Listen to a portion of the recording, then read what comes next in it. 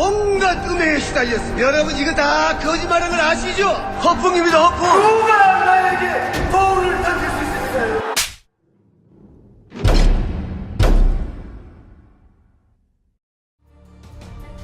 중지가 몇 개냐? 뭐? 뽀조리 다 닦아줄게. 아. 난 딴지에서 최저가로 팔아.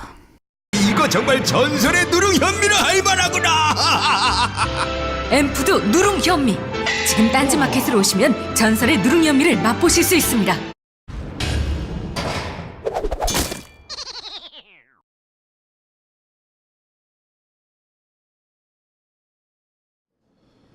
각하 배웅 방송이 아니라 배웅한 방송.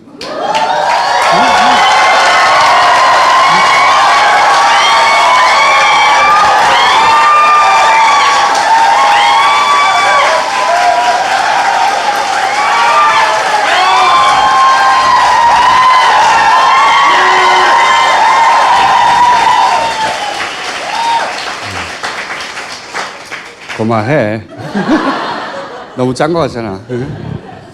다스베이더 제 15회 시작하겠습니다.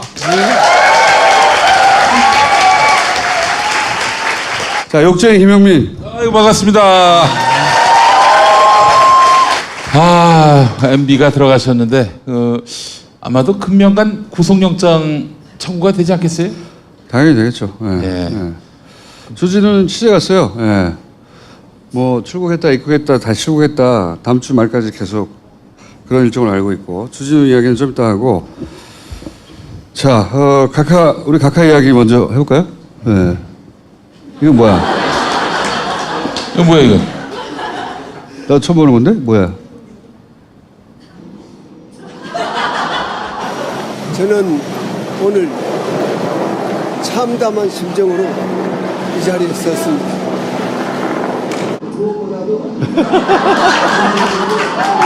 그거 아침에 찍은 거야? 아침에.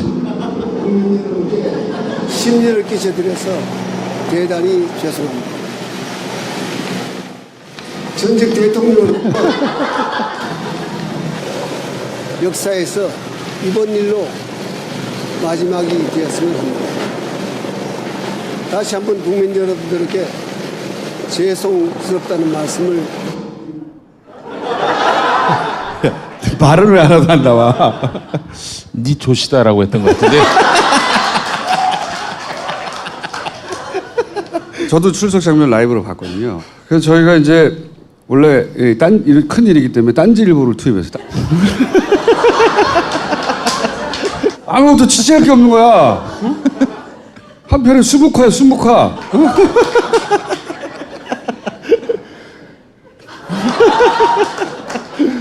취재할 게 없어, 취재할 게. 아무런 메시지도 없고, 굉장히 비겁한 멘트를 날려갔죠. 할 말은 많은데 하지 않겠다. 할 말이 있으면 해야 하는 거고, 하지 않을 말이면 말도 꺼내지 말아야 되는 거예요. 기본적으로 굉장히 비겁하고 겁이 많고 사람을 못 믿어서 이때까지 살아남은 거거든요. 일을 맡기더라도 다 쪼개 서로 일을 모르게 하나 걸리잖아요? 걔만 보내는 거예요. 나는 몰랐다고 하고 항상 그런 방식으로 일을 처리해왔어요. 네. 근데 이번에는 한꺼번에 다 걸렸기 때문에 방법이 없는 거지. 모두가 다 걸렸으니까 보낼 방법이 없는 거야. 다 돌아섰기 때문에. 그래서 가는 겁니다 지금. 만약에 한 건만 걸렸다, 그럼 이번에 또 빠져나갔을 거예요. 걔한테 모든 걸 다 뒤집어 씌우고 그 주변 정황을 모두 다 조작하고 또는 뭐 증인을 사고 돈을 주고 해서 빠져나갔을 거예요. 예. 네. 그렇게 항상 살아남았기 때문에 그 포토라인에 서서도 기본적으로 자기가 일국의 대통령이었기 때문에 가질 수 있는 뭐 품이나 아니면 뭐 자존심이나 뭐 이런 게 있을 수 있잖아요. 아무것도 없잖아. 아무도 안 보여. 존만이에요.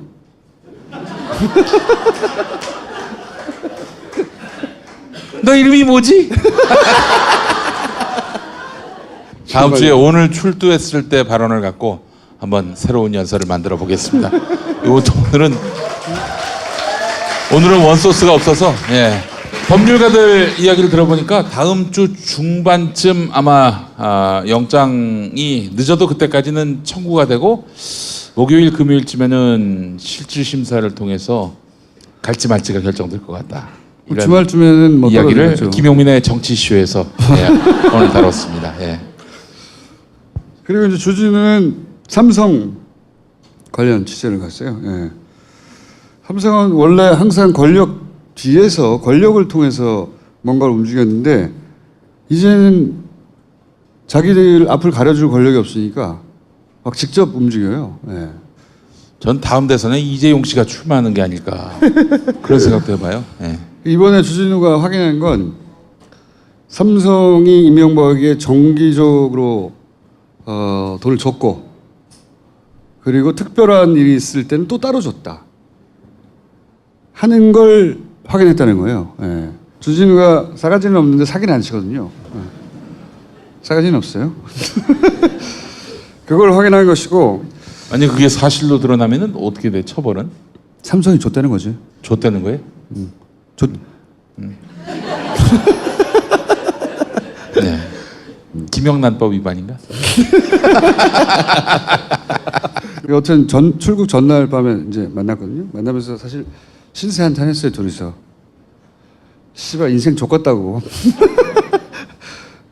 이번 주에 이명박 전 대통령이 이제 포토라인에 쓰게 되는데 그 현장에 가시죠? 못 갈 것 같습니다. 중요한 취재가 있어서 제가 지금 어디 급히 출장 가고 있습니다. 공항 가는 길입니다. 이명박 포토라인 보겠다고 우리가 한 9년, 10년 달려왔는데 자, 어쨌든 주진우 응원해 주시고 삼성이 따라 붙었겠죠? 최근에 좀 심상치 않다. 자기한테 오는 연락이나 책상 위에 그러다 죽는 수가 있다는 건 뭐 이런 메모 두고 간다든가 메모를 두고 갔어. 메모를 최근 기술 하나 짧은 거 소개드리면 예를 들어서 지난 방송 내용이잖아요. 제가 한 말을 완전히 뒤집어서 왜곡한 거거든요. 순서를 바꿔서. 근데 이거 연합뉴스에서 시작한 거예요. 보통 사람들은 연합은 팩트를 있는 그대로 보도한다고 생각하기 때문에 그냥 받아들여서 엄청 많이 받았어요. 근데 예를 들어서 이런 거 JTBC가 박수 받아야 하지만 그러나 사람들이 불만이 있다. 왜 한쪽 지역만 나오냐. 내가 한 말은 이게 아니야. 내가 한 말 완전히 거꾸로야. 불만이 있는데 근데 JTBC는 박수를 받아야 한다는 거거든. 거꾸로거든. 그리고 한쪽 지역만 나온다 이런 얘기 있는데 그럼 지금은 그런 얘기를 하면 안 된다는 거거든. 아 씨발 완전히 반대잖아.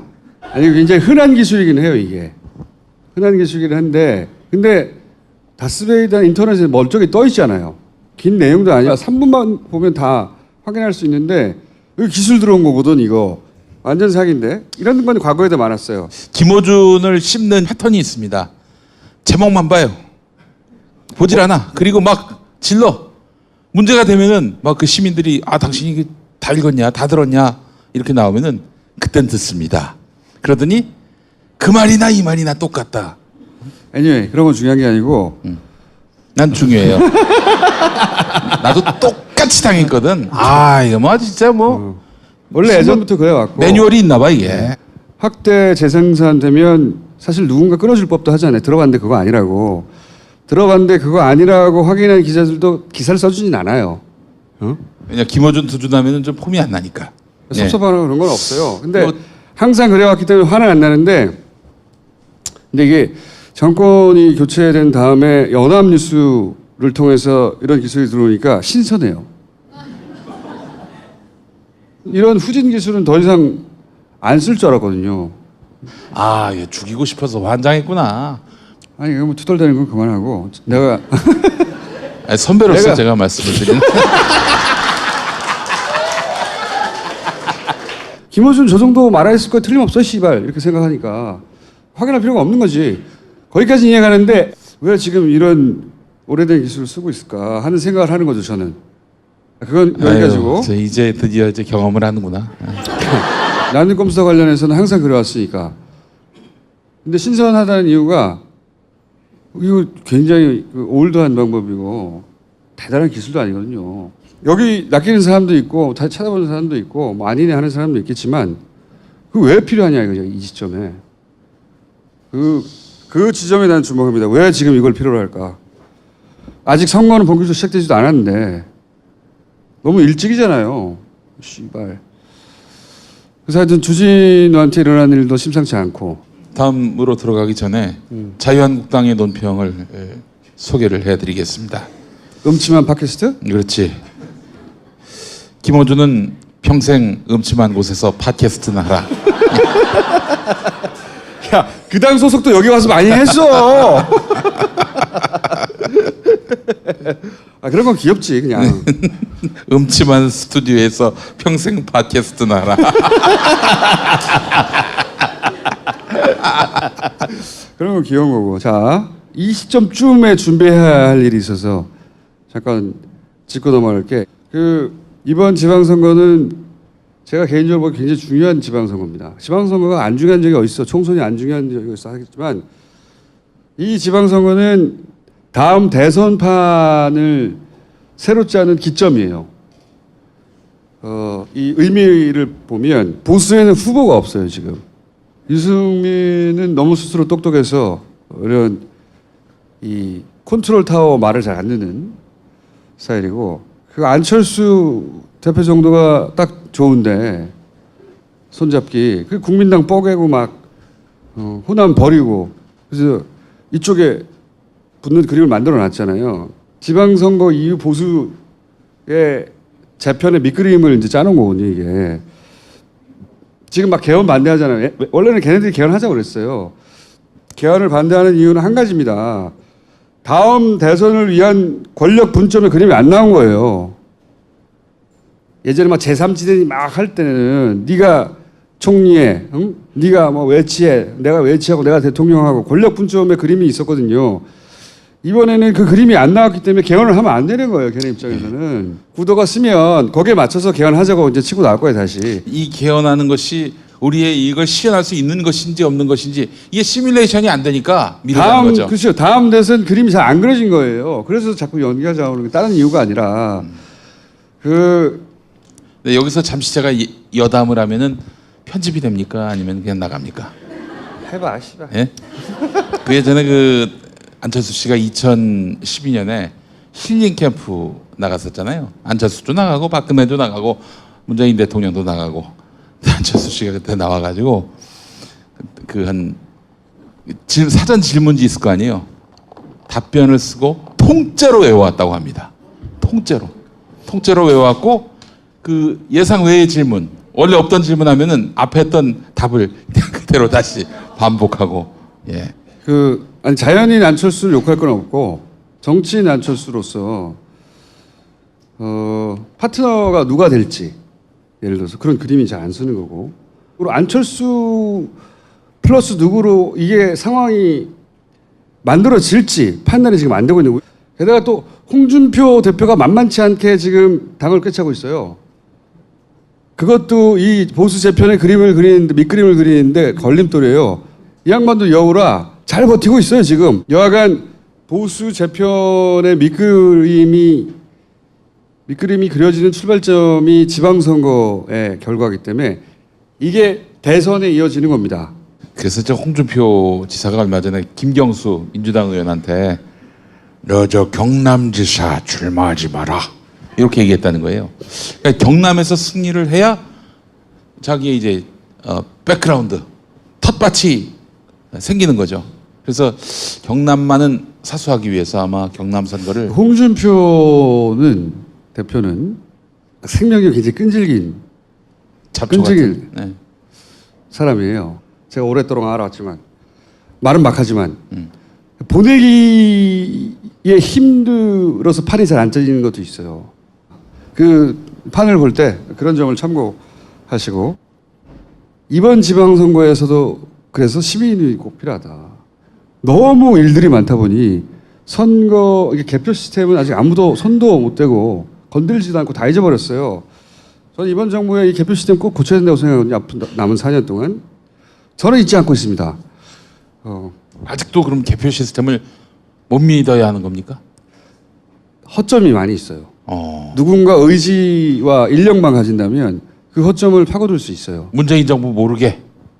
누군가 알게 하면 그게 되겠냐, 씨발? 그러네 씨발. 그 개표 시스템이 개선되기 전까지는 저는 절대 방심하면 안 된다고 생각해 보세요. 경찰이 댓글 달 줄 누가 알았겠냐고. 그거 상상이나 했어요? 쟤네는 이 상상력에 한계가 없어요. 이거는 야 이렇게까지는 안 되죠. 이게 없어요. 이게 없기 때문에 야 그걸 누가 어떻게 하겠어 이런 생각을 하면 안 돼요. 연합뉴스 김어준 이번엔 개표 조작론 음모살 이렇게 하나 또 부탁드리겠습니다. 네. 빨리 보내야 됩니다 우리 김어준을. 네. 그 공적 수준에서 전혀 논의가 이루어지지 않기 때문에 그 전까지는 몸빵을 해야 하는 거지. 몸빵 전문 시민의 눈 잠깐 나와주세요.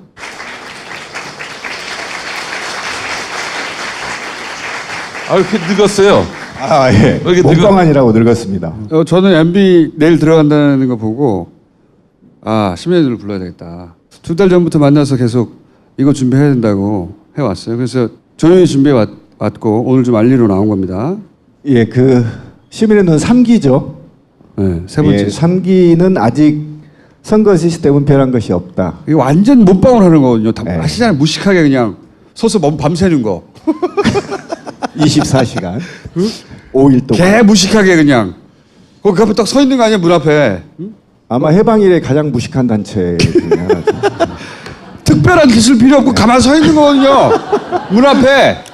아 그런데 말이죠. 그 진짜 위력이 대단합니다. 누가 근처에서 부정할 생각을. 그 문 앞에까지 못 가게 하는 경우도 있어요. 그렇죠. 그러면 그래서- 출입구가 많으니까 그래서 용인의 기흥구 같은 경우에는 건물 외곽 그것도 담장 옆에 거기서 못 들어가게 하니까 담장 너머 그 반대편에서 카메라를 대고 텐트 치고. 예 텐트 치고 예. 막 싸우기도 하고 그래 막 싸우라고 그랬어요. 그래야 아 이제 미친 놈들 있다 저기. 진짜 미친 짓이라고 난 생각해요. 내가 그 현장을 여러 번 봤기 때문에. 용인 선관위는 춥죠. 매우 굉장히 춥죠. 춥습니다. 산 안에 있어서. 그 용인시청이 산기슭에 있어요. 그러니까 산기슭에 있는 선관위 그 앞에 거기서 이제 건물 옆 건물에 가가지고 했는데 몸싸움하고 멱살 잡고 하던 난리가 났었어요 거기는 진짜. 이번에는 어떻게 합니까? 다른 적폐들은 하나씩 청산해 가기 시작하는데 선거 시스템이 헌법기관이잖아요. 그래서 금단의 영역처럼 느껴졌어요 지금. 또 거기에는 관료주의가 굉장히 깊게 자리 잡고 있습니다. 그래서 저희가 42,000명이 동원돼서 전국 251개 지역을 전부 다 감시했습니다. 단 한 곳도 빼지 않고 다 감시했죠. 예. 과거에는 몸빵을 했지만 이제는 과학적인 분석을 통해서 사회적 교섭안이 38개로 나왔다는 거죠. 아 그래요? 그래서 이 교섭안을 그제 선관위에 통보했고 앞으로 청와대, 국회, 각 정당에 다 통보해서 이 38개 조항을 반드시 지방선거 전에 어떻게든 예를 들면 해서요. 중요한 거 한두 개만 알려줘봐요. 예를 들면 투표지 분류기 같은 경우가 이번에 오동작을 거의 대부분을 일으켰죠. 거의 전국에 동시에 다 있었습니다. 아 그래요? 예, 광주 지역은 4시간 동안 투표가 중단됐어요. 선관위가 투표지 분류기를 폐지 못하겠다고 저렇게 고집을 피니 그러면 절차를 바꾸자. 그렇지. 예, 네. 그 얘기를 한번 네. 해주시죠. 원래 선관위의 논리는 사람이 다시 한번 일일이 확인하니까 기계가 오류가 있다 하더라도 사람이 잡는다 이거 아니에요. 그러면 사람이 일일이 확인하고 그런 다음에 기계가 넣어도 선관위 논리대로면 똑같은 시간이잖아요. 정말 그 논리가 맞다면 순서만 바꾸자. 그래도 이 기계를 통해 일어나는 오류들은 다 없어지는 거거든요. 그러면 간단하게 말하면 그런 제안을 한 거죠. 그렇죠. 네, 뭐 그대로 하되 순서만 바꾸자. 선관위가 이때까지 주장했던 논리대로는 못 바꿀 이유가 없어요. 기계를 했다가 사람이 일일이 확인하니 전혀 문제가 없다. 그러면 사람이 일일이 확인하고 일본이 그렇게 하거든요. 기계로 확인하자. 아무 문제가 없어요. 논리적으로는. 그걸 요구했다는 거죠. 그렇죠. 그 요구가 되어 있고 또 이제 거소 투표가 가장 큰 문제입니다. 전국의 거소 투표소 10명 이상 거소 투표가 약 1,100군데 정도가 있거든요. 거소 투표가 뭡니까? 장애인 시설이나 시설들 가서 하는 거죠. 예. 그런데 직접 투표소로 못 오는 분들을 위해서. 그렇죠. 네. 그런데 이 투표의 책임이 그 시설 기관장한테 있어요. 그러니까 이 시설이 전국 동시에 이루어진 게 아니라 그 일정 기간 내에 하고 싶은 날 하는 거예요. 그런데 저희 중앙선관위하고 시민의 눈이 1,100곳을 모두 다 배정을 해서 참관하겠다 해서 선관위가 허락을 해서 갔는데 일정을 다 배정했을 거 아닙니까? 네. 그런데 우리 시민의 눈이 감시하기 전에 이미 투표가 완료돼 버렸어요. 그러니까 감시자나 참관인이 없이 거소 투표가 완료돼 버리는 거예요. 자유한국당과 네트워킹이 돼 있는 시설 같은 경우에는 그런 거 많이 했죠, 과거에. 많이 예. 있습니다. 아니 예. 지금도 있었습니다. 그 투표권을 그 원장이 다 일괄 행사해 버린다든가 그런 일이 엄청 많았거든요. 그걸 이제 막아보려고 했는데 지난번에는 그렇게 막아보려고 했더니 이미 다 끝났더라 이거지. 문제가 굉장히 심각했던 것이죠. 안 되네 그거는. 하여튼 그렇게 정리해서 지금 조섭에 들어갔다. 그렇죠. 38개 조항이 개선돼야 중앙선관위 시스템도 신뢰를 얻고 CCTV는 CCTV는 CCTV도 들어가 있습니다. CCTV 예, 들어가 있습니다. 꼭 들어가야 되거든 그거. 그러니까 이게 무슨 CCTV와 시계. 예, 시계도 들어가 있습니다. 존나 원시적인 시계. 저 초침이 돌아가는. 그렇지. 그런데 그 개선 사항이 저희가 이번에 교섭안에는 이런 게 있어요. 아니야. 초침이 돌아가고 그 밑에 디지털 날짜가 표시돼야 돼. 예, 맞아요. 같이. 반드시 있어야 돼. 24시간 돌리거나 똑같이 돌아가잖아. 응? 이번에는 아예 선관위 구역 내에 지역 선관위 251개 구역 내에 컨테이너 박스나 이런 걸 아예 모델링을 만들어서 거기에 보관을 해서 외부에서나 내부에서나 다 볼 수 있게끔 하는 것이 어떻겠냐라는 제안이 지금 되어 있는. 이제 시민연대는 끝났을 거라고 생각하셨겠지만 아니고 계속 준비해 왔고 지금 나올 타이밍이 돼서 지금 나온 겁니다.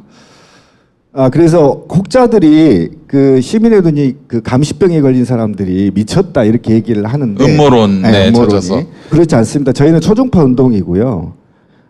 촛불혁명 이후에 국가 시스템에 전체적으로 시민들이 참여하고 감시하는 것이 트렌드더라. 이게 저희가 미쳐서 감시하는 게 아니고 어떻게 5만 미치기도 명이 했지. 예. 미쳐서 감시하겠으면 시스템들이 전부 오픈돼서 시민들이 곳곳에서 참여하는 것은 트렌드이기 때문에 이것이 뭐 특별한 건 아니다. 이제는 계속 자, 그럼 필요한 게 뭐예요 지금? 선거운동 밀착 감시 활동이 이번에 추가된 겁니다. 5월 30일부터 시작됩니다. 이때 여야를 막론하고 후보들 전면 밀착 감시를 선언하는 겁니다. 그래서 저희가 원래 좀 무식하잖아요. 예. 모든 후보를 카메라 들고 쫓아다니는 거야. 예. 24시간 해서 아예 선거 운동의 적폐를 시민이 직접 뿌리를 뽑자 이번 참에. 더더욱이 이번에는 사람들 진짜.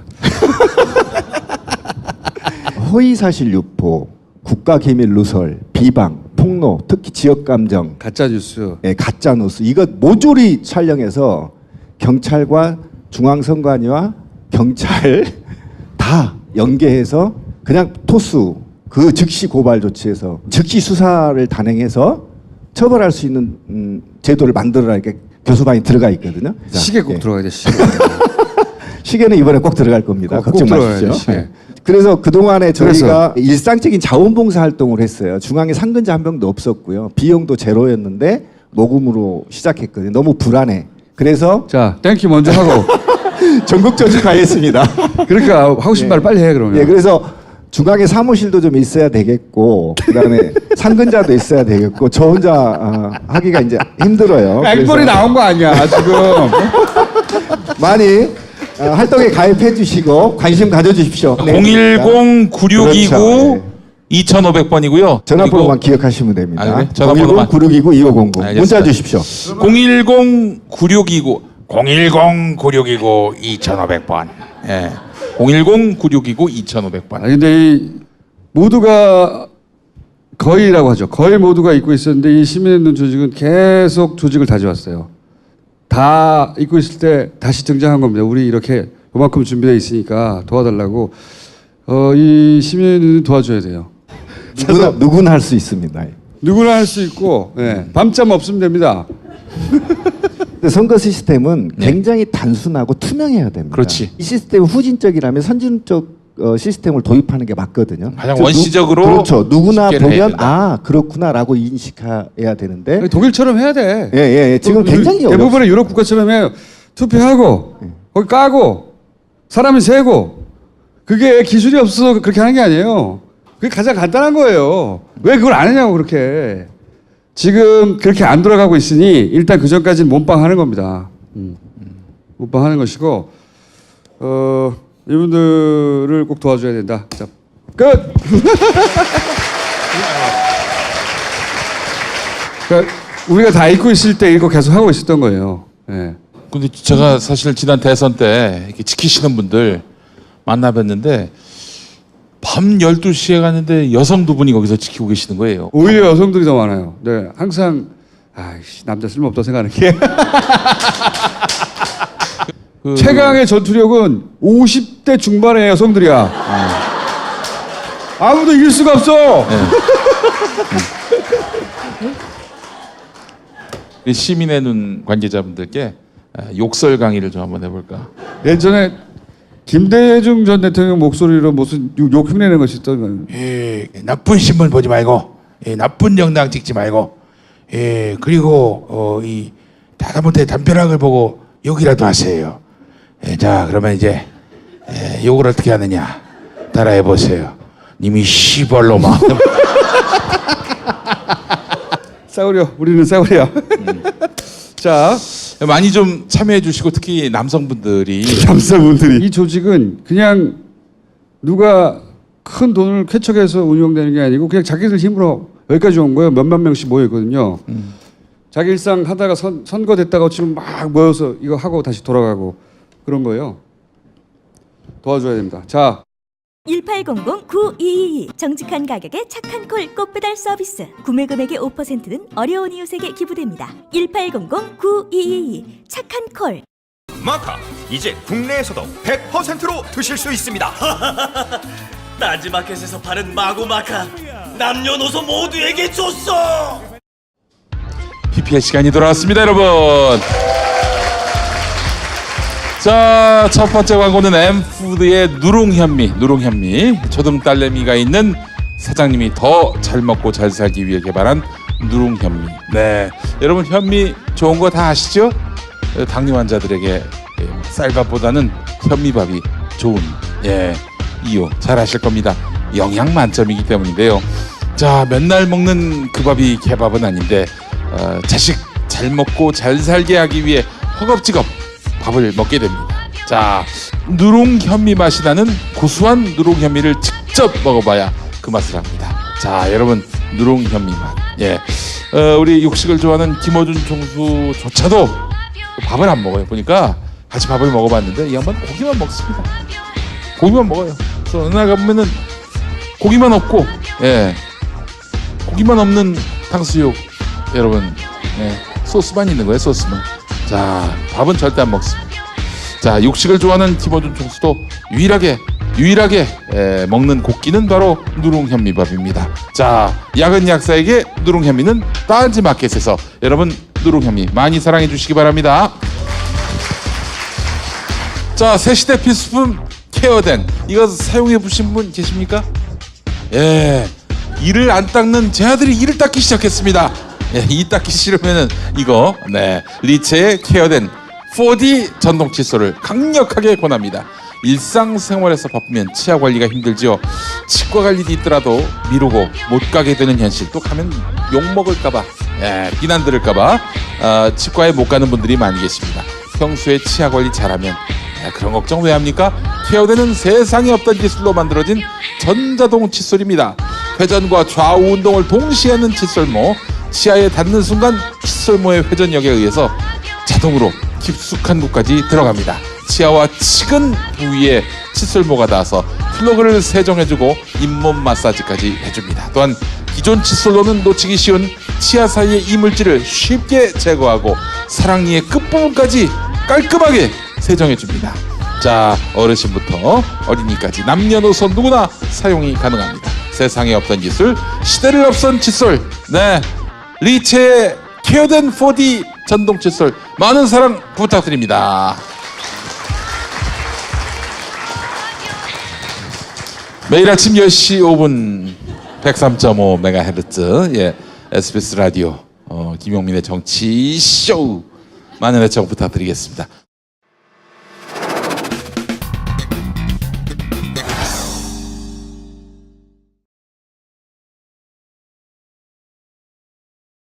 오늘 메인 게스트는 포스코의 내부 고발자 PD 수첩에 나오셨던 분이죠. 잠깐 나오셨던 분이죠. 예. 블랙하우스에서도 나오셨던 정민우 씨를 모시겠습니다. 안녕하세요. 반갑습니다. 예. 안녕하세요. 예. 여러분들 처음 와보셨죠? 네, 처음 와봤어요. 그렇겠죠. 네, 정말 많이 오셨네요. 네. 대기업 내부 고발자는 처음인 것 같아요. 네. 포스코. 그러면 저 입사는 언제 하셨습니까? 93년 93년 우리 1월이었어요. 김원준 총수는 잘 기억이 안 나. 94년으로 알고 있는데 맞습니까? 아니야. 포스코 빌딩이 언제 썼죠? 빌딩 선계 96년에 그럼 그때. 아이고 빌딩 후배시구나. 섰을 때 첫 입사했으니까. 곧 나왔지 근데. 오늘 모신 이유가 이제 각하가 들어갔는데 그건 용돈에 불과하고 진짜 공과금 자꾸 말씀드리지만 그 양반 입장에서 공과금 수준이에요. 그 수도요금 100억. 수준에. 100억. 그렇지 100억 공과금이에요. 진짜 드신 거는 아직 털급도 나오지 않았다. 근데 그렇게 해먹은 유형 중에 자원외고 유형 들어봤죠? 또 금융기관을 통해서 우리가 왜 농협 이거 프로토타입이다. 다른 금융기관을 통해서 털어먹었다. 이제 곧 나올 겁니다. 그리고 국내 기업하고 이렇게 거래하는 과정에서 이권을 혹은 돈을 해외에서 받아먹은 거 이런 거 있어요. 그 중에서 기업을 털어먹은 가장 대표적인 케이스가 포스코입니다. 이게 포스코 케이스를 이해하고 연구하면 아 이렇게 해먹었구나. 다른 데서도 이렇게 해먹었겠구나. 그런 유형들을 이해할 수 있다. 근데 그 중에서 가장 생생한 한 건을 PD수첩에서도 했고 그리고 블랙하우스에도 했고 저희도 지난주에 잠깐 다뤘죠. 네. 그 사건을 누구보다 잘 파악하고 있는 내부자시고 그리고 그 외에 다른 건들은 없는가 그리고 그 돈은 어디 갔는가 도대체 그 얘기를 이제 하러 아직 한 번도 공개되지 않은 이야기죠. 그 어디 갔는가 하는 거는 본격적으로 공개되지는 않았어요. 네. 재밌네요. 마적대와 포스코.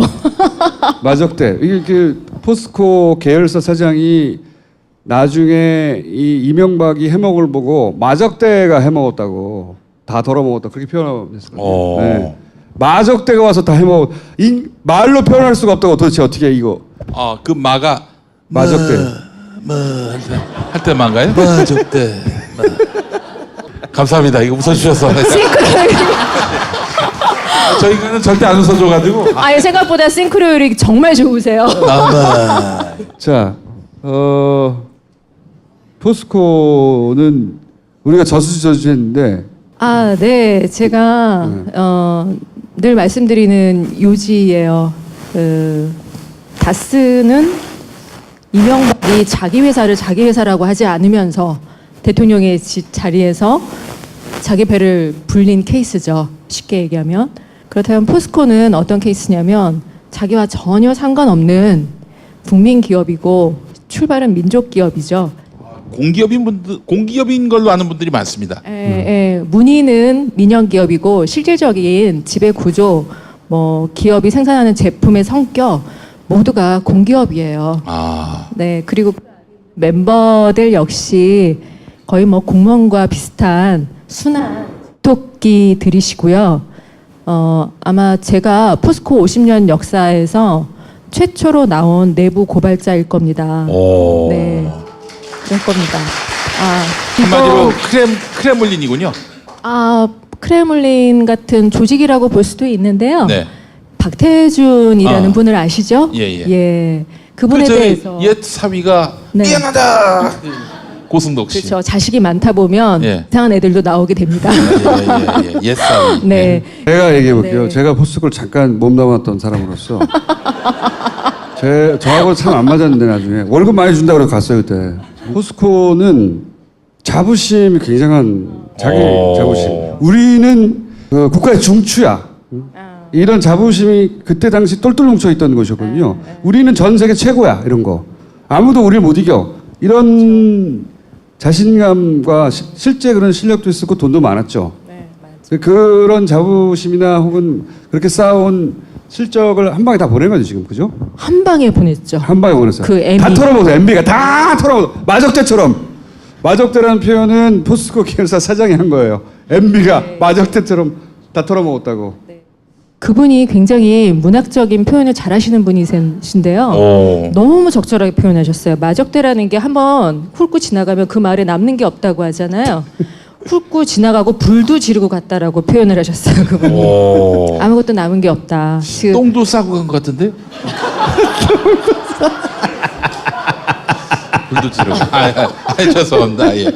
아니 그 마적대 M을 위시한 그 두목이 와서 불을 다 지르고 간 덕분에 저는 솔직히 제 개인적으로 말씀드리면 포스코라는 틀 안에서 화초처럼 저희 편안하게 잘 살 줄 알았어요.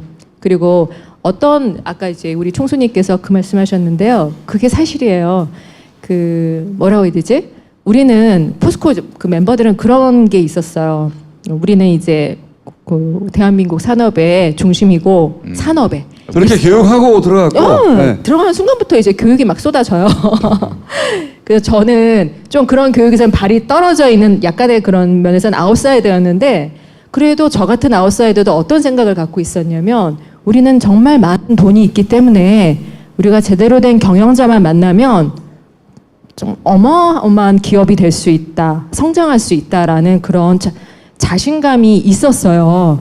근데 정준양 말년이 되니까 회사에 돈이 없대요. 정준양이 누군지 간단하게 브리핑해 드릴게요.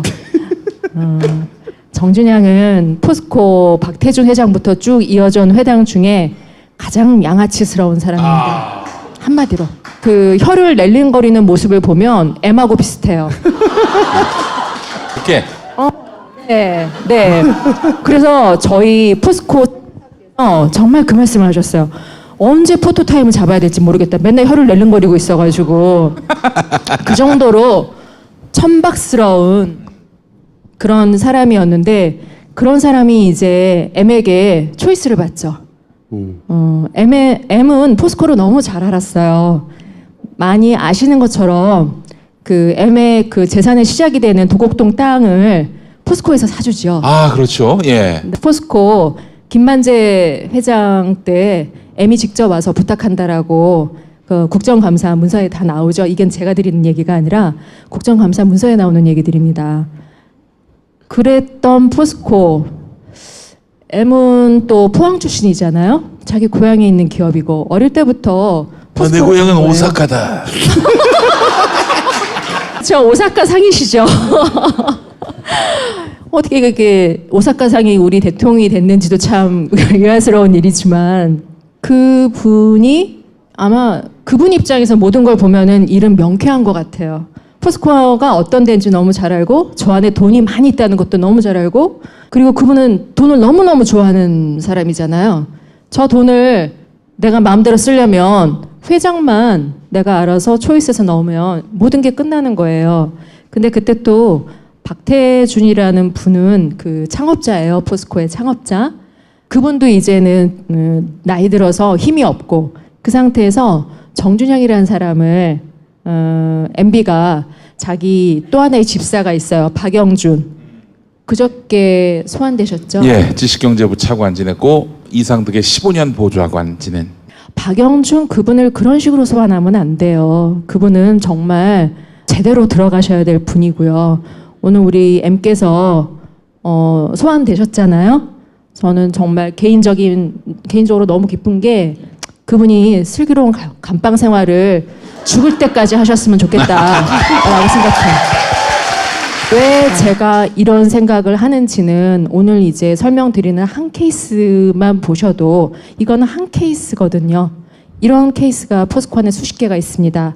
그래서 그분께서는 큰 플랜을 잡으시고 자기 말을 잘 들을 수 있는 흠결이 무지 많은 양아치 같은 정준양을 박영준을 통해서 포스코 회장으로 만듭니다.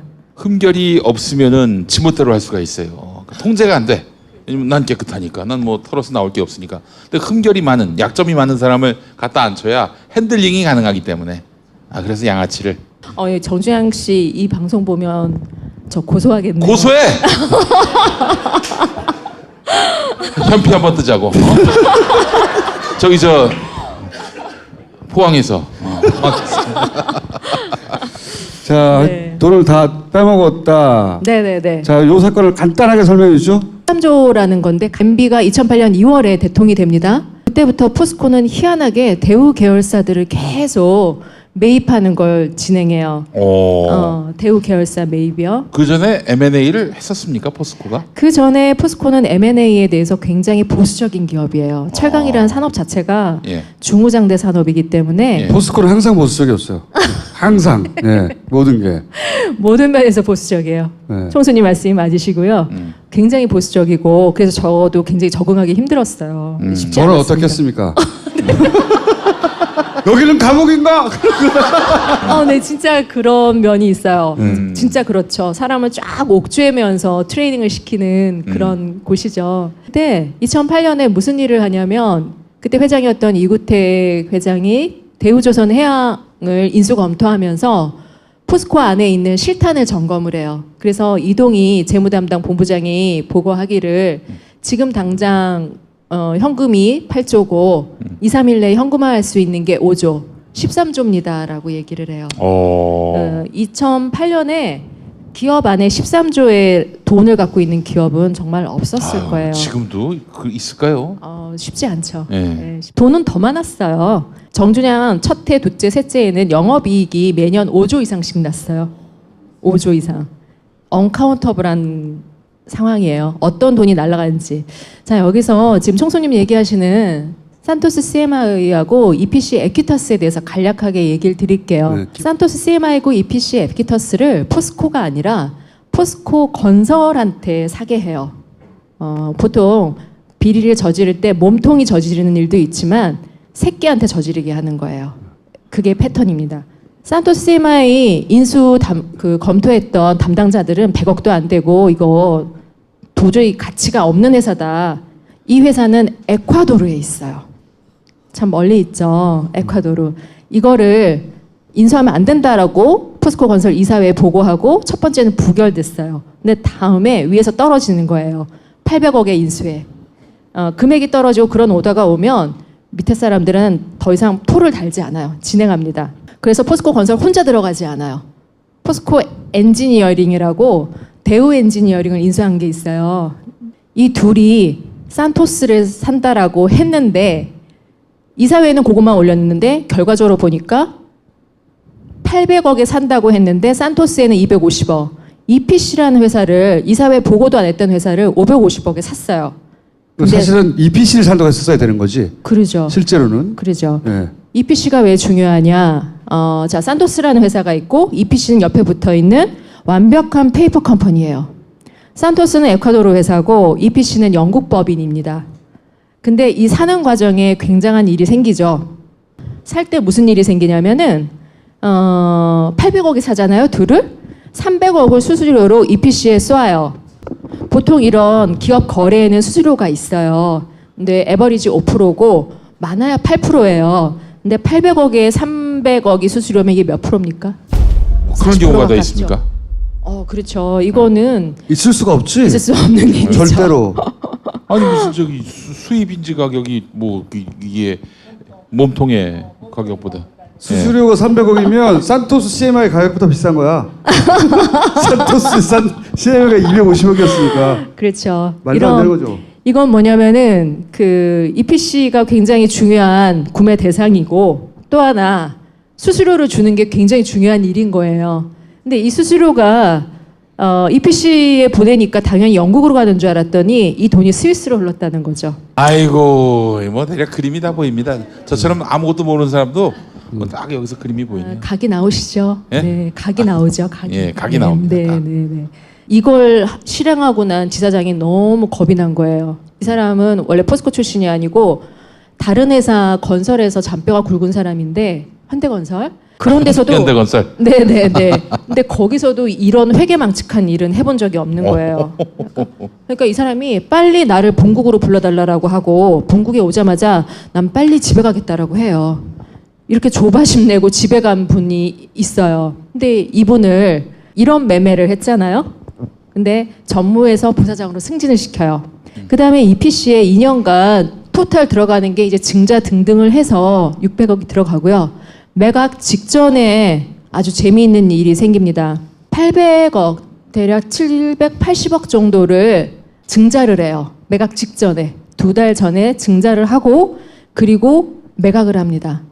산토스는 68억 원에 만든 지 8개월 된 80만 원의 자본금을 갖고 있는 IAA라는 에콰도르 회사한테 판매를 하고 EPC는 땡원에 처리를 해요. 근데 이 EPC를 확인해 봤더니 네네. 직원이 한 명도 없어요. 네네.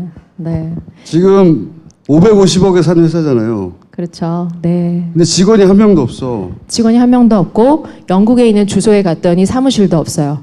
주소만 렌탈해서 빌려주는 그런 형태로 있는 완벽한 페이퍼 컴퍼니인데 재미있는 것은 거기에 2년간 600억, 팔기 전에 800억을 투자한 거예요. 네네네. 그러면은 총 얼마를 투자를 했고 나중에 받은 건 팔아서 받은 건 얼마나 됩니까? 네. 간단하게. 네, 토털리 들어간 건 산토스와 EPC의 재무제표상에 드러난 돈만 1,800억 원이 들어가요. 1,800억. 네. 네. 그리고 처리한 가격은 68억 원. 1,700억 원 이상이 손실이 나는 거예요. 아니, 사라진 거야. 예? 사라진 거라고. 사라진 거지, 사라진 거. 네. 손실을 본 게 아니라 사라진 거지. 그렇죠. 누군가가 잘 드셨겠죠. MB라고 생각하면 안 됩니까? MB가 지주머니에 넣었다. 네. 그렇게 생각하면 안 됩니까? 네네. 분명히 어. 그렇게 추론이 되죠. 그분이 아닌다면은 이 큰 판을 이렇게 돌릴 수가 없어요. 네. 왜냐하면 포스코가 산토스를 사기 전에 있었던 일들이 있어요. MB맨인 최슈중이 에콰도르에 떠서 그게 2009년 6월쯤 됐을 거예요. 그 잠시 최시중 성대모사를. 예, 안녕하십니까. 예, 방송통신위원장 최시중입니다. 예, 엄마 이 씨발. 네네. 최시중 목소리를 몰라서 그런데 정말 똑같습니다. 제가 하면서도 정말 이건 진짜 싱크로율 100%다 이렇게 생각을 했습니다. 예. SD가 또 3개월 후에 에콰도르를 방문해요. 그들이 말하는 건 그거였습니다. 그때 천안함 폭침이 일어나요. 천안함이 북한 소행이라는 에콰도르가 좌파 정권이니까 좌파 정권에 그 지지를 얻어야 한다라는 게 그들이 거는 명분이었어요. 그들이 뭐 그렇게 국가를 생각하는 분들이 아니잖아요. 그러니까 에콰도르로부터 천안함은 북한 소행이다라는 멘트를 따내기 위해 이상덕 씨가 한 거예요? 네네. 그렇게 내세웠다고. 말이 되냐? 그게? 말이 된다고 생각해? 에콰도르가 천안함이 북한 소행이라고 말하는 게 무슨 영향이 있다고 명분을 그렇게 내세웠어요. 그렇죠. 황당무계한데 그렇게 명분을 내세워서 에콰도르에 가서 에콰도르에 우리가 투자해야 된다고. 네네네. 예. 그렇게 좆도 말이 안 되는 소리, 좆도 말이 안 되는 소리. 정말 이거는 뉴스타파에서 그렇게 얘기를 했었는데 그거는 지금 총수님 말씀하신 대로 말도 안 되는 얘기예요. 네. 에콰도르가 선언을 해준다고 해서 그게 무슨 세계 지형에 도움이 될 것이며 말이 안 되죠. 이유를 그렇게 대고 에콰도르 가서 그렇죠. 저걸 사야 된다 그런 거예요. 네, 그렇게 얘기하고 3개월 후에 2009년 9월에 에콰도르 대통령이 한국으로 답방을 옵니다. 답방을 와서 한국 기업이 산토스를 사달라고 그래요. 이게 된 거지. 가서 이거를 사달라고 우리한테 요청해라 라고 얘기가 된 거고. 그래서 이제 2011년부터 저 프로세스가 이어졌던 거군요. 그 전에 네네. 이제 에콰도르 대통령이 한국에 와서 이제 그 전에 이상덕 최수중이 가가지고 왜 갔냐? 천안함 지지를 얻기 위해서. 네. 이 개구나 씨발. 하여튼 이유는 그거예요. 예. 공식적으로. 그러고 보니 황당하지 않아요? 그런 이유로 갔다가 에콰도르 대통령이 오는데 요걸 꼭 찍어서 사달라고 그런다고 요걸. 네, 사달라고 그러면 엄청 큰 걸 사달라고 하던가. 명분을 만든 거죠 이렇게 짜맞춰서. 만들고 나서 근데 실제로 얘를 800억에 산다고 그랬는데 얘는 250억이고 얘가 550억. 그 중에 수수료가 300억. 그런데 그 에쿼티스는 여기를 550억에 샀는데 직원이 한 명도 없고 주소도 없고 아무도 없어. 빵원이야 빵원. 활동이 아무 내역이 없어요. 그런데 계속 투자가 이루어져. 네네, 그렇죠. 그리고 팔기 직전에 또 800억을 투자해요. 그리고 빵원에 팔아요. 네네, 빵원에 팝니다. 빵원에 이거 보면은 미친 짓이잖아요. 그냥 보면 완전 미친 짓이거든요. 그래서 그 에콰도르의 지사장이었던 사람이 너무 무서우니까 돌아왔는데 자기 잘릴 줄 알았더니 부사장 됐다는 겁니다. 그 사람을 부사장 시켰고 또 이 과정 이제 정말 재밌는 부분인데요. 마지막에 다시 산토스를 매각을 하잖아요. 매각하는데 그걸 산 사람이 도밍게스인가 하는 사람이에요. IA라고 아까 말씀드린 만든 지 8개월에 자본금 80만 원짜리. 그 사람이 원래 산토스의 원소유주예요. 그 사람하고 거래를 한 거죠. 잠깐 몇 년 회사를 빌려줘. 사실상 돈 좀 떼줄게. 그 사람이 그러니까 80만 원짜리 회사를 하나 세워가지고 요 돈 68억을 받은 거예요. 네, 네. 원래 주인이. 네. 아, 씨발. 근데 이 십새끼 감옥에서 나오면 내 마음의 감옥에 가둘 거야 이 개새끼야. 근데 참 재밌는 게 뭐냐면은 저는 이 패턴을 꼭 보셔야 돼요. 여기 처음 사면서 일어나는 거, 수수료 가는 거, 중간에 이제 회계 조작이 일어나기 시작하는데요. 아까 말씀드린 대로 EPC는 페이퍼컴이라고 그랬잖아요. 그런데 포스코 건설과 포스코 N, 제가 포건 포엔이라고 할게요. 포건 포엔이 부지런히 EPC에 뭔가 비즈니스가 있는 것처럼 재무제표상 신고를 해요. 레코드를 만들었는데 레코드 만드는 것도 좀 머리를 많이 쓰지 성의가 없어요. 어떻게 되냐면 포건, 포엔, 포스코가 EPC에 대한 재무제표가 똑같아야 돼요. 각자 중구난방으로 만들고 포엔은 2013년과 12년과 13년에 EPC 손실을 마이너스 1,100만 원으로 2년 연속 똑같은 숫자를 집어넣어놔요. 그리고 팔 때도 웬만하면 다른 사람 구해서 플레이를 해야 되잖아요. 근데 다시 했던 애랑 또 하고 너무 성의 없이 일을 진행하는 게 저는 참 그래서 이게 어떻게 생각이 드냐면 이런 일들이 너무 많았던 거예요. 너무 많으니까 아니 사기를 쳐도 좀 성실하게 사기를 쳐야지.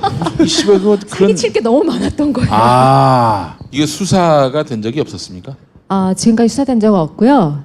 PD수첩 방송 지난달 말이죠. 28일 날 방송하고서 3월 2일 날 바로 고발장을 넣었어요. 이 고발장이라는 건 솔직히 사정기관이 자신 있게 움직이도록 퍼포먼스를 해주는 거거든요.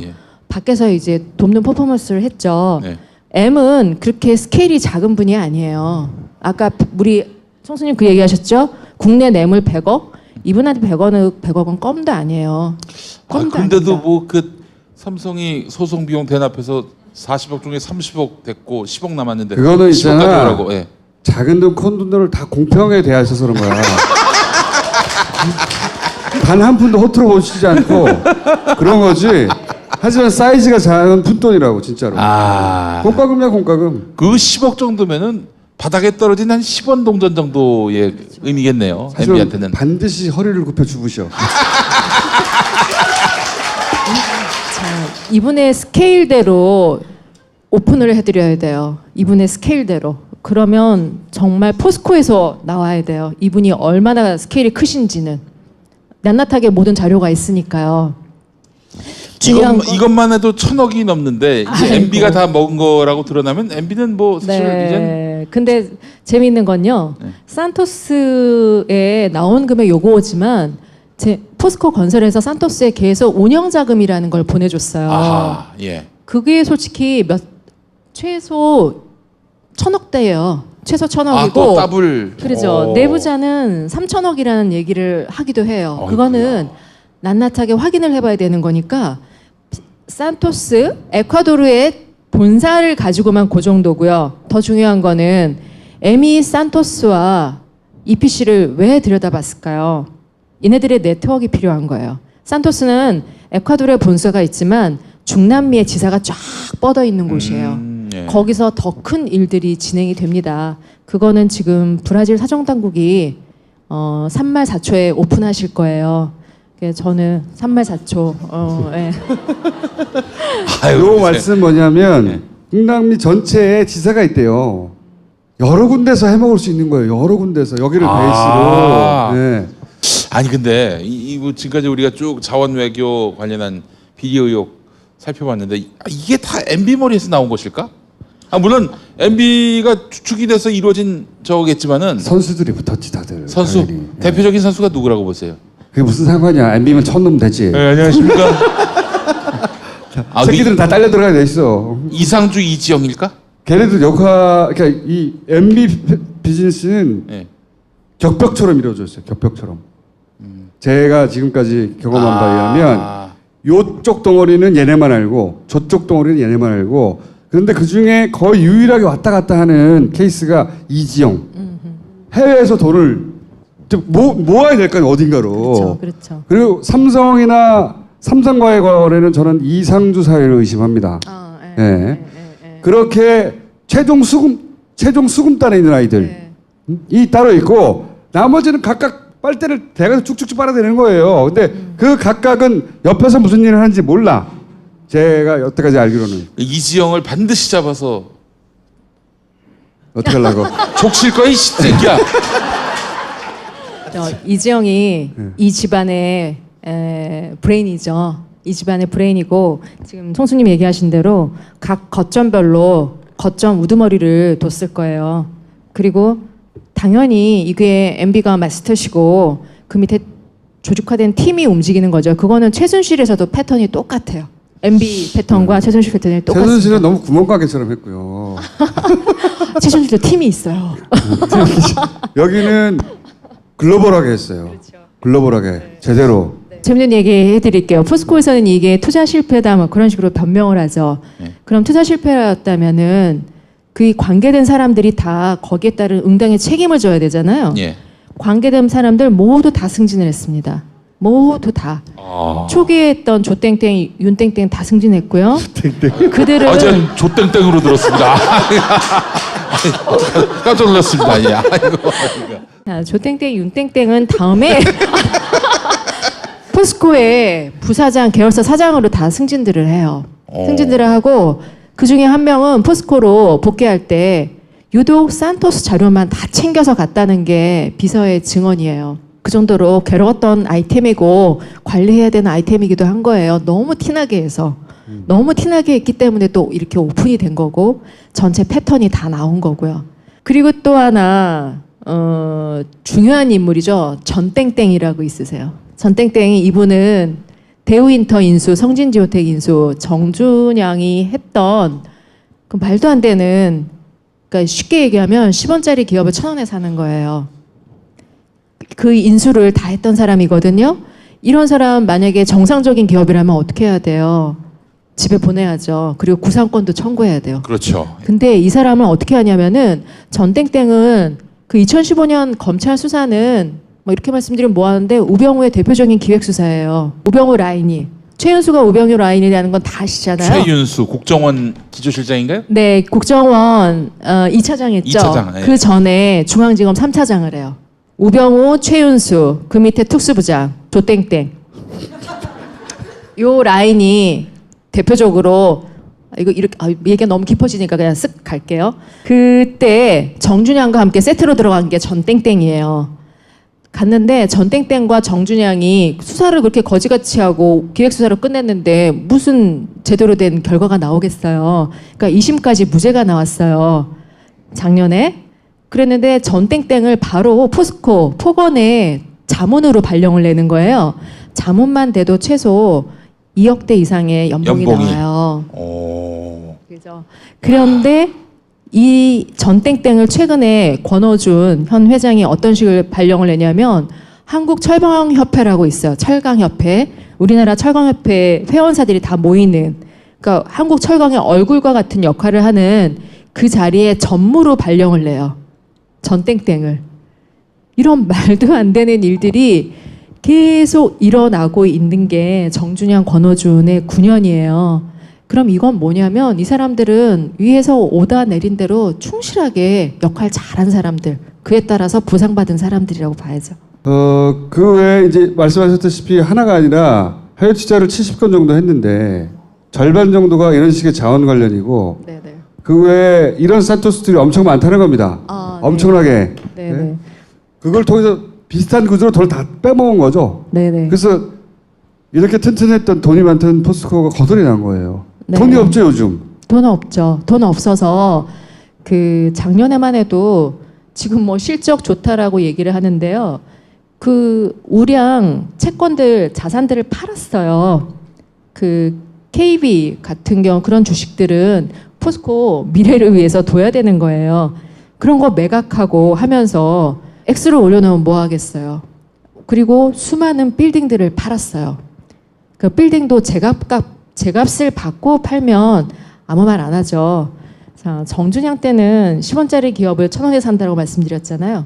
권오준 시절에는 쉽게 말씀드릴게요. 1,000원짜리를 10원에 팔아요.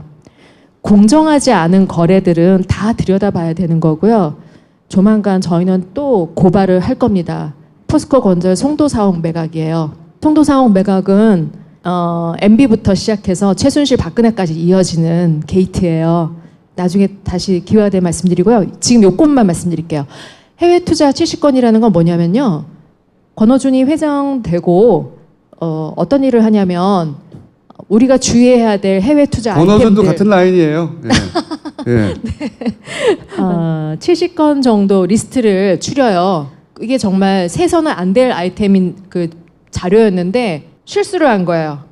순간 게이트가 열렸고 저는 우연하게 그걸 봤죠. 근데 그 중에 물론 자료도 갖고 있었어요. 제일 안타까운 게 그걸 들고 나오지 못했다는 게 지금 참 안타까워요. 제 머리에만 있죠. 그 70건 중 절반 이상이 자원 관련 투자였던 거예요. 그때는 자료를 봤을 때 아니 왜 이런 말도 안 되는 아이템들이 많지? 물론 저는 포스코 안에 있을 때 황당한 일들이 너무 많았었어요. 뭐냐면 지금은 포스코가 저를 뭐 완전 마녀, 또라이 그런 식으로 얘기를 했는데 이구태 회장 말년에 저 스스로를 이렇게 말씀드리면 참 이상하긴 한데 훌륭한 여성 인재라고 유학을 보내줬어요, 저를. 돌아와 보니까 회사가 이제 완전히 망가져 버린 거죠. 완전히 오니까 회사가 미친 것 같았어요. 정준영 2년 차인데 딱 오니까 모든 부서가 해외 이상한 회사, 이상한 나라들이랑 MOU를 하고 1,000억대 투자는 돈도 아닌 거예요.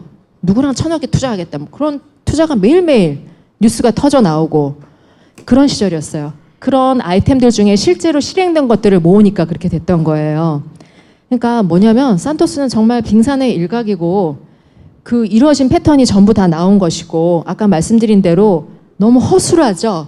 회계 숫자 해놓은 거나 원래 팔았던 애한테 다시 사게 하고 하는 이 허술함이 뭐냐면 그런 일들이 너무 많으니까 하나하나 디테일하게 신경 쓰기도 힘들었던 거예요. 그리고 또 하나 해외에서 이루어지니까 니네들이 알겠어? 하는 그런 방심도 있죠. 그래서 그 중에 제일 큰 덩치가 데우윈터를 3조 4천억에 인수하는 거예요. 캠코한테서. 메릴 린치는 어떤 관계입니까? 메릴 린치가 이지영하고 뭐 이제 김백준 아들하고 연관돼 있잖아요. 김영찬이 메릴 린치에서 이걸 담당했고요. 김영찬도 꼭 봐야 할 중요한 인물이죠. 그렇죠. 김영찬이 메릴 린치 팀에서 데우윈터뿐만 아니라 하베스트 날도 했죠. 이 새끼들 다 해쳐먹었네, 이 개새끼들. 이 시부랄 놈들 아닙니까? 아니 진짜 너무한 거 아니에요? 진짜 이 정도면은. 김백준의 아들은 최소한의 저럴 때 등장해요. 기업 가치 산정하고 기업 네네네. 사고 팔 때 쑥 네네. 등장해가지고 이 돈을 팔게, 그러니까 정당성을 부여해주는 역할. 이거는 이 정도 가격에 사라 팔아라 말이 안 되는 건데 자기들이 그냥 하면 안 되니까 외부의 평가 기관이 등장해서 요 돈에 사세요 할 때 우리는 메릴 린치를 통해서 이런 감정가를 받았다 하고 내밀 보고서를 만들어주죠. 네. 그리고 돈 먹고. 자, 이 감정가 자체가 참 문제가 많은데요. 그냥 심플하게 말씀드릴게요.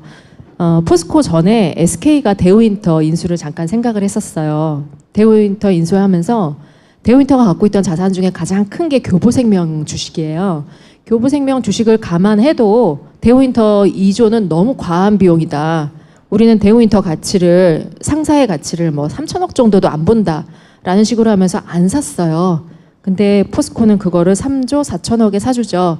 메릴 린치한테 수수료 3%만 적용해도 1,000억이 가요.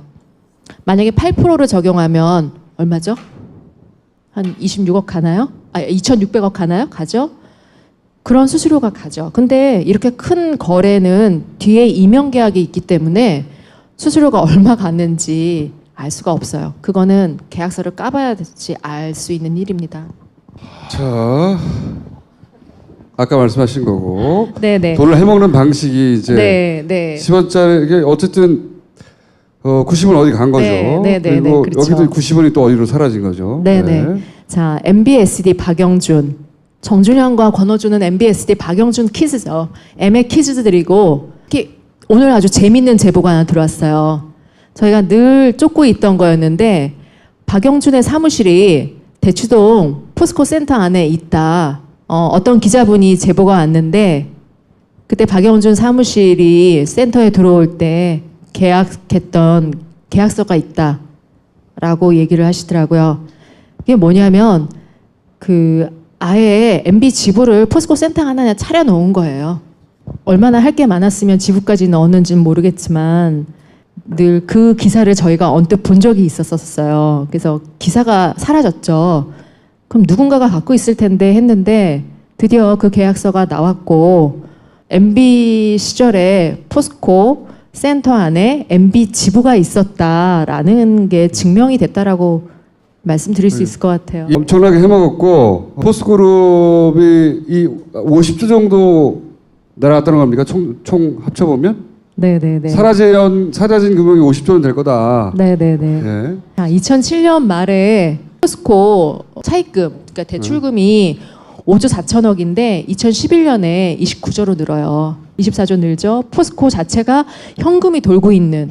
자, 이게 포스코가 광자공이나 석유공이나 어디죠? 가스공하고 비교할 수 없는 MB 자원외교의 몸통이었다는 게 뭐냐면 만약에 그런 공기업처럼 자원만 하는 기업이었으면 이미 문 닫았어요. 근데 철강업이라고 하는 사업이 비즈니스가 기본이 있잖아요. 계속 현금이 돌기 때문에 이렇게 엄청난 돈이 나갔음에도 불구하고 껍데기를 유지하고 있는 상황이에요. 근데 저 안이 얼마나 굶어 터졌는지는 얼마나 많은 돈이 나갔는지는 이 타이틀대로 언카운터블이죠. 어마어마하게 해먹었고 자 현재 이런 사실들이 터지면서 현재 포스코 내부 반응은 어때요? 직원들은 솔직히 저부터 그런 생각을 했죠. 그 많던 돈은 다 어디 갔을까. 그리고 권호준 회장이 들어왔을 때 박근혜가 아무리 닭 같은 여자라 하더라도 자기 아버지가 만든 회사니까 포스코에 대해서 진정성이 있을 거라고 믿었어요. 그래도 포스코에 대해서는 저 여자가 뭔가 하겠지. 그리고 저 여자가 권호준을 만든 줄 알았더니 그 멍청한 여자는 자기 아버지 회사에 회장 세우는 것도 아무런 권호준이 들어가는지도 모르고 있었어요. 그럼 권호준을 세운 사람은 누구냐라는 부분이겠죠. 단순히 최순실이 아니에요. 최순실이 그런 말을 합니다. 자기 측근에게, 자기 신복에게 내가 만든 공기업 인사 중에 권호준이 최악이다라는 얘기를 했다는 거예요. 왜 최악? 최순실이요? 네. 아니 최순실이 최악의 인사라고 하면 말도 안 거 아닙니까? 자기 말을 안 들었다는 거지. 네, 자기 말을 안 듣는다는 게 뭐냐면요. 쟤는 지 거를 해먹는다고 정신이 없었다라는 얘기를 했대요. 근데 직계가 아니라 이제 이어져 내려온 그렇죠. 해먹는 라인을 계속 타고 있었던 거죠. 그렇죠. 그 비즈니스를 계속한 브라더예요. 응? 브라더라고 봐야죠. 도감청은 뭡니까? 도감청은 뭐냐면 지금 포스코가 어떤 상황이냐면 우리 북한의 5호 담당자면 그런 얘기 하잖아요. 그럴 정도로 직원들을 철저하게 감시를 한다는 거예요. 내부 고발을 못하게. 네, 그러니까 내부에서 정보가 절대 못 새나가게. 물론 제 역할도 컸어요. 제가 들고 나오는 바람에 안을 얼어붙게 만들었죠. 얼어붙게. 그래서 이런 분위기가 된 거에 대해서 좀 저는 솔직히 저희 동료 선후배들한테 미안한 마음도 있어요. 그렇지만 저 도둑질을 계속 보고 있을 수가 없죠.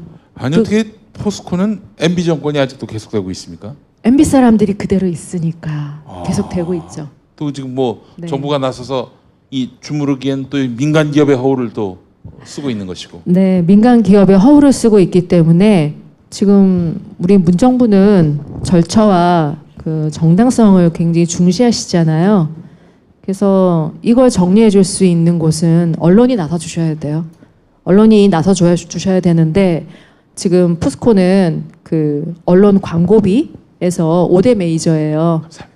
포스코가 무슨 소비재 기업도 아님에도 불구하고 광고비 5대 메이저로 꼽힌다는 건 굉장히 문제가 크죠. 그러니 언론이 포스코에 대해서는 보도를 하지 않는다고 말씀을 드릴게요. 이것도 포스코가 만든 겁니까? 캔이요? 캔. 아, 이게 알루미늄 캔이죠? 예. 아니에요. 요 얘기를 잠깐 드리면 네이버 사실 이 포스코 문제에 관심을 집중적으로 가진 곳이 그렇게 많지 않아요. PD수첩에서 다뤘는데 다뤘다는 걸 몰라요, 사람들이. 원래 이제 모든 프로그램을 챙겨볼 수 없으니까 사람들은 시간이 지나면 그날의 검색어나 그 다음에 뉴스나 그 프로그램이 일으킨 파장 이런 걸 접하고 다시 확인하잖아요. 근데 포스코 굉장히 충격적인 사건이잖아요. 명백하고 충격적인 사건인데 PD수첩이 포스코 2천억과 MB 형제라는 제목의 아주 꼼꼼하게 탐사 취재된 PD수첩 방송을 합니다. 근데 이거 방송을 본 사람이 거의 없어요. 왜? 그 다음날 아침에 포스코를 치면 포스코 홍보 기사가 공격적인 경영, 화재 피해 어쩌고, 광주 화성의 스틸하우스 저소득층 가정에 어쩌고저쩌고 쭉 기사가 안 나! 알고 보니까 포스코가 이거를 기사를 밀어낸 거예요. 기사를 밀어낸 거예요. 그러니까 포스코 쳐도 한두 페이지를 쳐도 안 나오니까 묻힌 거죠. 포털에 묻어버린 거죠. 자, 그것 좀 얘기해 주세요. 네. 대기업, 포스코 같은 네. 대기업이 네이버를 네. 어떻게 관리하는지. 네, 어떻게 하는지 이제 예산부터 말씀을 드릴게요. 연간 예산을 포털에 배정을 해요.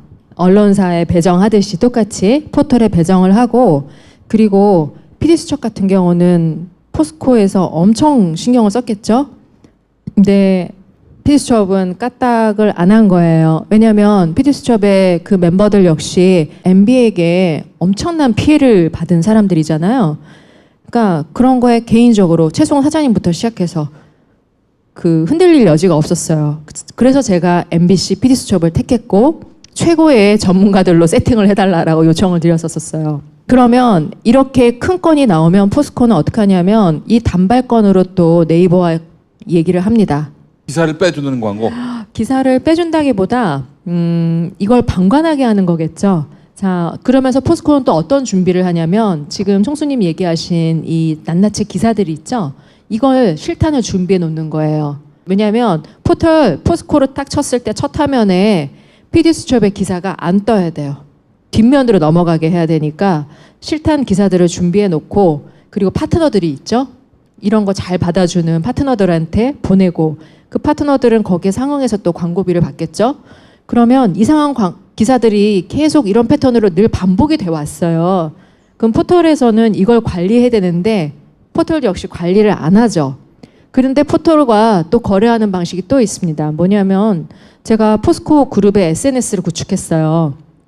그때 저는 안에서 포스코를 또 지키는 입장에서 연관 포스코와 관련되는 검색어가 부정적인 검색어가 안 뜨게 관리를 하는 거예요. 특히 권어준, 예를 들면 권어준 검색했는데 비리라는 단어가 옆에 뜨면 안 돼요. 그런 식의 관리를 저희가 포털과 직접 거래를 할 수는 없지만 그 작업을 해주는 에이전시들이 있어요. 그러면 그 에이전시들하고 거래를 하죠.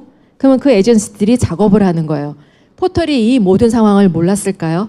당연히 알죠. 알면서도 선별해서 기사를 내리는 작업도 하고 그러잖아요.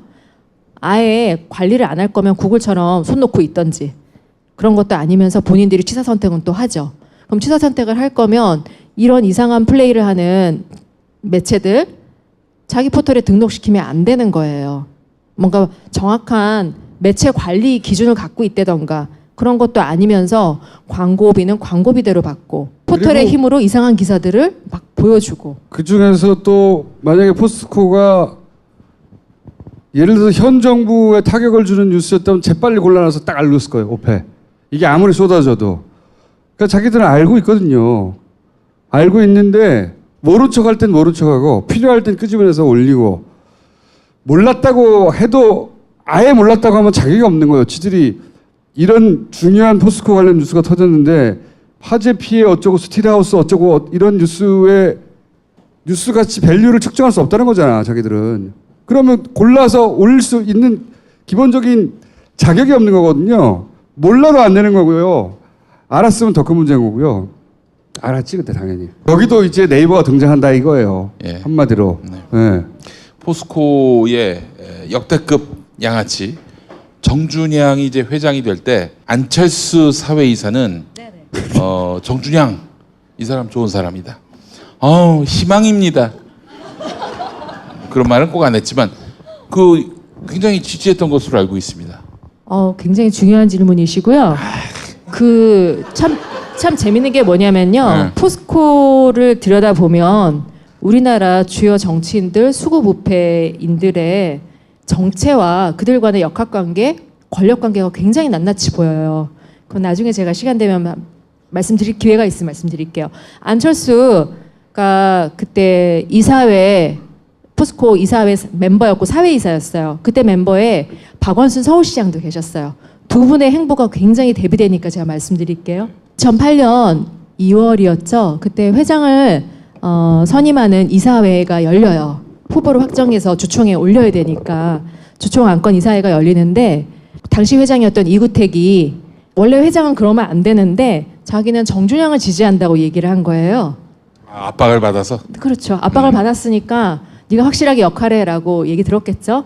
그러니까 이사회에서 저는 정준양을 지지한다라고 얘기를 하고 정준양과 경합을 했던 윤석만 당시 사장은 자기가 박영준한테 물러나라는 그리고 이동조라는 포스코에 도시락 납품하던 업체가 있어요. 도시락 납품하던 업체가 박영준의 오랜 스폰이에요. 그러다 보니까 이 사람이 정준양 시절에는 아주 엄청난 사람이 됩니다. 압박을 받았다는 걸 오픈을 해요. 그런 어수선한 상황에서 되니까 정준양 쪽으로 표가 안 몰리죠. 박원순 사회이사하고 허성관이라고 참여정부 때 행정부 장관. 행정자치부 장관 하셨던 분이죠. 예. 그분들은 끝까지 우리는 찬성 못하겠다고 했는데 우리의 그 안철수는 실망입니다. 그만 좀 괴롭히십시오. 네. 첫 번째, 두 번째 진행이 안 되니까 세 번째는 안철수가 오케이를 한 거예요. 그래서 정준양이 4대2로 회장 후보로 확정이 됐어요. 안철수가 그때 끝까지 버텼으면 안 됐을 거예요. 그리고 나서 그 후의 행보가 더 가관입니다. 2008년에 이제 정준양, 죄송합니다. 2009년이었어요. 2009년 2월 27일 주총에서 이제 정준양이 회장이 돼요. 그리고 나서 박원순 시장은 사회사를 사퇴해요. 사퇴하고 허성관 이분의 행적은 제가 좀 기억이 안 나네요. 안철수 사회이사는 어떻게 되냐면 그 다음에 2010년에 포스코 이사회 의장이 돼요. 의장. 네. 그런데 그럼 안철수가 포스코 이사회 의장일 때 포스코에서는 어떤 일들이 일어나냐. 아까 말씀드린 대우인터 3조 4천억 원 매입, 성진지오텍 부채 비율 1600%의 회사를 1600억에 삽니다. 그리고 계속 증자를 해서 지금까지 성진지오텍에 들어간 돈이 1조예요. 그리고 이 썩은 회사를 우량회사에 집어넣어서 거기서 직원을 1100명 이상 잘라내는 상황이 되고 상장 폐지도 됐어요. 아이고, 야, 이 양반 큰일 날 양반이네. 네, 그런 회사가 다 인수 승인을 안철수님께서 다 방망이를 두드려 주셨어요. 여기에 대해서 그때 우리 대선 때 문제 제기를, 왜냐하면 포스코라는 기업의 이사회 의장으로서 안철수가 하는 행보를 보면 이 사람의 색깔이 다 나와요. 그 MB 시절에 포스코 이사회 의장이 됐다? 과연 이 사람은 그때 그 M과 등등과 관련이 없다라고 얘기할 수 있나요? 그럼 제가 MB 아바타입니까? 그리고 거기에 대해서 한 번도 제대로 된 해명을 한 적이 없어요. 그 중요한 의사결정을 다 했고, 그렇죠? 그 이사회 그분에 대한 자세한 얘기는 너무 많지만 큰 것만 말씀드릴게요. 그런 분이 대선에 나왔다. 그래서 그때 모 의원이 안철수 네거티브 공격을 하셨죠. 포스코 이사회 의장일 때 당신이 했던 일에 대해서 해명해라. 박범계 의원이. 예. 네, 박범계 의원이 하셨어요. 그래서 어땠냐면 포항에서는 박범계 의원의 인기가 치솟았어요. 정말 치솟았어요. 저분이 포스코를 제대로 아는구나. 저분이 뭔가 해주시겠구나. 근데 요즘 조용하셔가지고 굉장히 실망들이 많으세요. 솔직히 말씀드려서. 그때 그렇게 소리 지르더니 왜 지금 아무 말도 안 하고 있는 거야. 근데 안철수 그분이 포스코에서 했던 행적 그거 하나만 봐도 그분의 정체 아이덴티티가 나와요. 말씀드리기 아유, 재밌으셨죠, 여러분? 질문 잘했죠? 네. 앞으로 각하는 이제 불려갔고 불려간 건만으로도 못 나와요. 못 나오는데 불려간 건의 액수들은 공과금 수준의 완전 진짜 공과금. 예? 공과금도 안 된다 사실은. 우리 공과금 부담스럽잖아요. 각하한테는 이거는 정말 잔돈이에요. 잔돈이고 진짜 돈은 하나도 안 나왔는데 진짜 돈의 줄기 한 줄기 큰 줄기가 포스코에 있는 겁니다. 진짜 묻어둔 돈에 대한 이야기를 앞으로 이제 계속해 나갈 텐데 오늘 굉장히 재밌었고요. 왜냐하면 그 내부에 있던 사람이 나와서 이런 얘기를 하는 것과 주진우나 뭐 저가 어떻게 모아가지고 하는 얘기와는 완전히 또 다르거든요. 우리는 모아서 껍데기를 모아서 이거 이상하지 않냐고 하는데 여기는 내부에서 나온 이야기니까 굉장히 흥미진진한 얘기가 요거 앞으로 한 2, 3회 더 하실 수 있죠 내용이? 이거는 끝도 없이 스토리가 있어요. 왜냐하면 저희 모 사장께서 그 얘기를 하셨어요. 그들은 무한 식탐을 가지고 있다. 무한 식탐? 식탐이라고 얘기를 하셨는데 네. 그게 솔직히 저는 이해가 안 됐고 제가 이 얘기를 해드리면 또 이해가 잘 되실 것 같아요. 국정원 얘기를 해드릴게요. 네. 국정원의 아주 에이스인 분이세요. 이분이 MB 초창기 때 청와대 들어간 거예요. 청와대 멤버들은 이제 국정원에서 오고 다 오잖아요. 이분은 굉장히 그러니까 스탠다드한 공무원이었던 거예요. 근데 자기 상사들이라고 있는 사람들, 비서관이니 이런 사람들이 하는 짓이 도저히 참을 수가 없었던 거예요. 참을 수가 없어서 다시 국정원으로 돌아가겠다고 신청을 해요. 공무원들이 그러는 법이 없어요. 청와대 가는 건 그 사람들한테 굉장한 영전이에요. 돌아 나오면 다시 승진이 보장되는 거거든요. 그러면서 이 사람이 저한테 얘기해 준 겁니다. 정준양 당시 포스코 회장을 불러서 만나자고 해서 얘기를 하는데 자기가 그런 얘기를 해줬대요. 청와대 이러이러한 놈들이 계속 당신한테 뭐를 요구하고 지시를 할 거다. 따르지 말아라 라고 얘기했대요. 이 공무원 입장에서 보니 얘네들은 나란 일을 하러 들어온 게 아니라 돈을 털러 들어온 애들이었다는 거죠. 근데 이분이 간과한 게 있어요. 정준양은 걔네들의 똘마니예요. 똘마니를 데려놓은 애인데 그걸 모르셨던 거죠. 모르고 너무 안타까운 마음에 정준양이 그 얘기를 하신 거예요. 저는 속으로 멍하고 그런 사례가 있었어요. 이거는 청와대 안에서 MB 정부 초창기 때 일을 했던 국정원 멤버의 얘기예요. 그리고 이 자원외교를 왜 MB가 내세웠는지. 자원은 사기치기 최고의 아이템이에요. 특히 해외 자원. 그 차원에서 많이 관심 가져주셨으면 좋겠습니다. 자, 오늘 이렇게 길게 여러 방송 여러 군데 안 되지만 짧게 출연하셨지만 얘기를 쭉 들어보니까 앞으로 이분이 자주 나올 것 같죠? 네. 자주 모실 겁니다. 오늘 첫 맛배기였고요. 박수 부탁드립니다.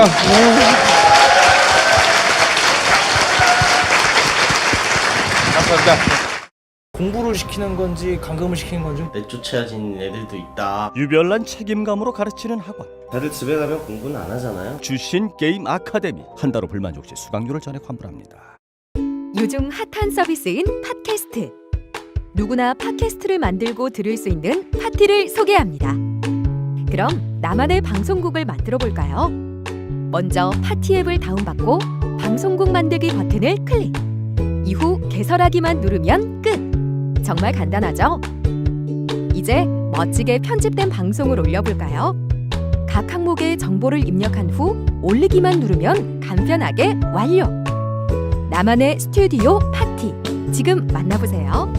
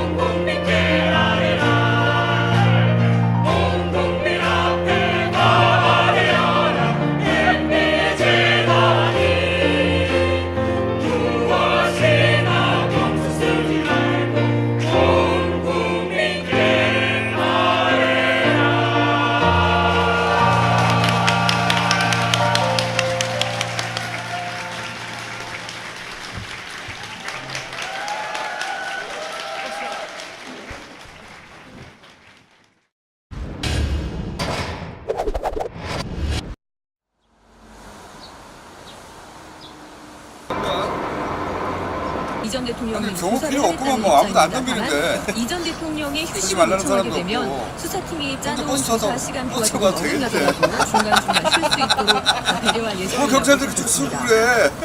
네. 조사를 조사 진행할 녹화, 계획이다 이렇게 이걸 밝혔습니다.